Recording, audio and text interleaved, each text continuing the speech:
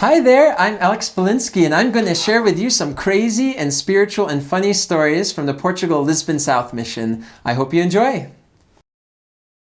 Brad, on one occasion we had too many elders packed into the elevator in our building. It overloaded and started racing towards the ground.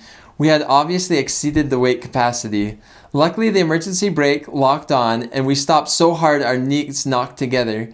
When we got the doors opened, we were between floors. Luckily, there was enough space to crawl out. As we were escaping, there was an old lady yelling at us in Portuguese. Man, that's intense. I've never heard of an elevator braking on a missionary. Chris, a man pulled a shotgun on us. By the time I realized it, he had enough time to shoot me 100 times. So instead of running, like my companion had already done successfully, I just stood there and asked him what he planned on doing next. He went back in his house. Moita. I don't know what that means. Jamie.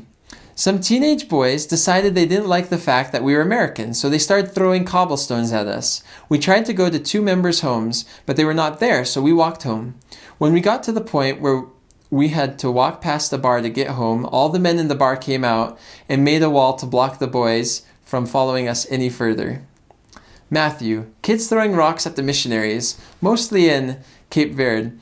In one house, some African immigrants had a kind of shaman over to visit, and he looked just about ready to usher us across the threshold to eternity.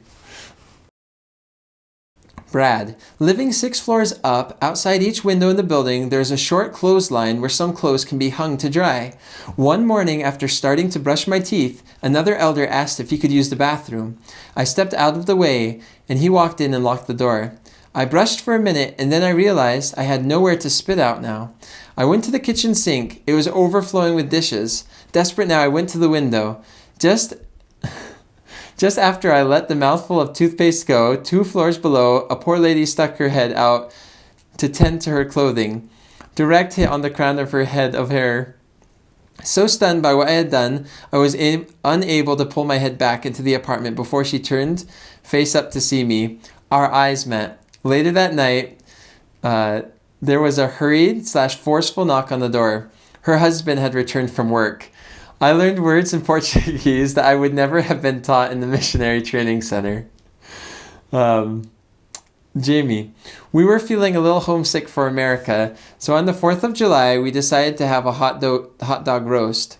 We got the closest thing we could find to hot dogs, which were these canned sausages, and then roasted them over the open flame of our gas stove on metal hangers. Singed all the hair off our knuckles, but totally worth it. Chris. Every time things got hard and we pushed through it, we baptized. It's a lot to type out. Jamie. Oh, so many. There was this homeless guy who always talked to us when we walked through the square, and he never asked us for money. One day, while we were walking through and very broke because we'd been transferred twice in a month, he stopped us and gave us some of the money he had collected. Told us to go get some milk and bread. I was able to buy ingredients to bake a few loaves of bread and make some soup to get us through the next 4 days until the 1st of the month. Matthew, praying in a little clearing in a state park in the Algarve about proceeding with an investigator of the church. The Spirit was so strong for me that day. Well, I hope you've enjoyed some of these experiences from the Lisbon South Mission. If you served in the mission and you're willing to, we'd love for you to take a survey about your experiences. If you go to preparetoserve.com/survey, there's a Google form there that you can fill out. And if you do, it will get forwarded to us, and then we'll go through and share it out on the website, on the Lisbon South Mission page.